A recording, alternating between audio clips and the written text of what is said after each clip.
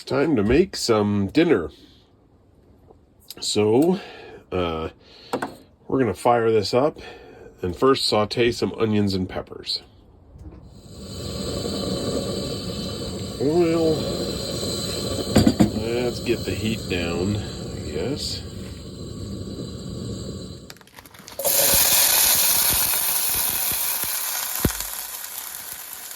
Oh yeah, that's going to be delish. Let's get that going. So we'll saute those up real nice.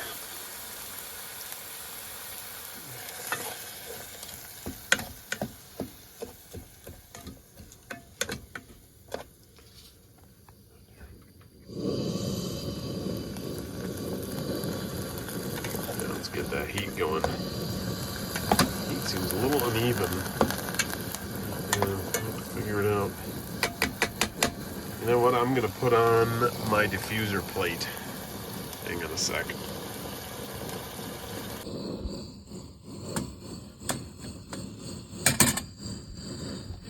That'll help make sure that the bottom doesn't scorch.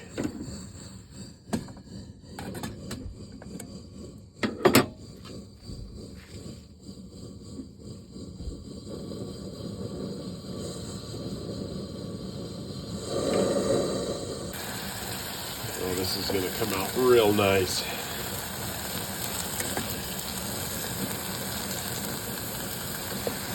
That aluminum diffuser plate really helps. It really helps. First it'll cook off the moisture and then it'll brown a bit and then we'll add the beans. So we got nice browning going on here, looking real good. Next step is to add a can of the steakhouse recipe grillin' beans. I love these with steak, surprise, surprise. And then I'll add something after that.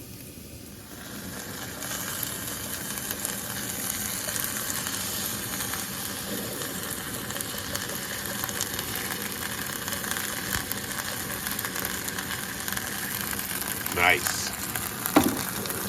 So now it's pretty important. Turn the heat down a little bit. Get it nice to a nice simmer. Stir that in. But then we're going to add one more thing. So I like garlic in mine, and it's really important to have minced garlic. Of course, not powdered garlic. Minced garlic rehydrates using the liquid from the rest of the ingredients. And it rehydrates really nicely if you let it sit. I'm going to make these beans well in advance of the steak. I'm going to serve with them. And so this minced garlic is going to rehydrate really nicely. And it's going to be a pretty close approximation of fresh diced garlic. I'm going to add about that much. So that's about 1 clove of garlic. And I think it goes really good and adds another nice dimension. It's super important at this point, if you've added canned beans, especially these kind of flavored beans, not to add anything with sodium, because this stuff kind of gets crazy salty.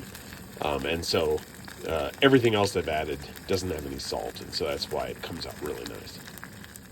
So that's all mixed through, and it's simmering. I'm going to actually kill the heat entirely and cover it.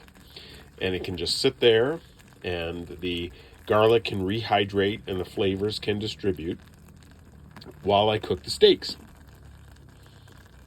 Okay, so we're going to cook some ribeyes on the Weber Go Anywhere, which is my second favorite Weber grill. Well, let's get these suckers on. Look at these beauties.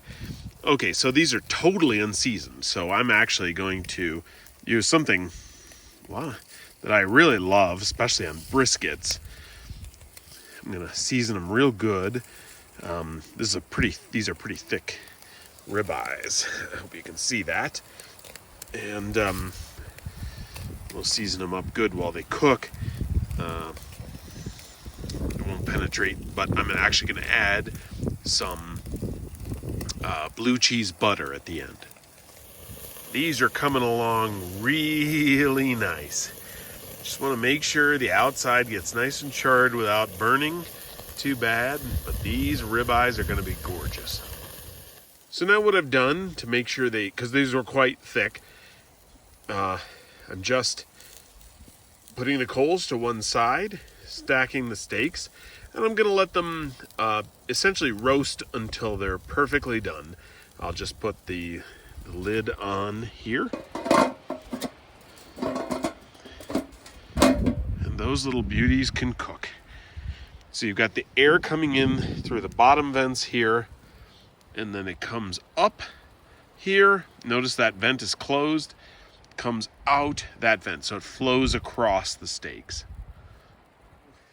The beans have been basically sitting in here, letting the flavors blend and the garlic rehydrate. So now I take the lid off. God, they look gorgeous.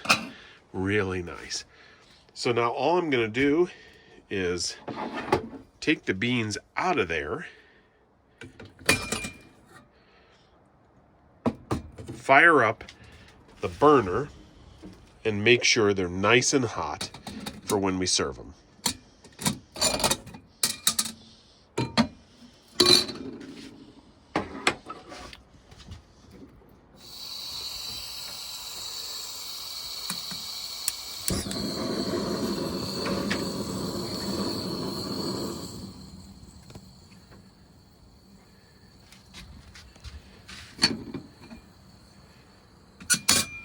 There we go.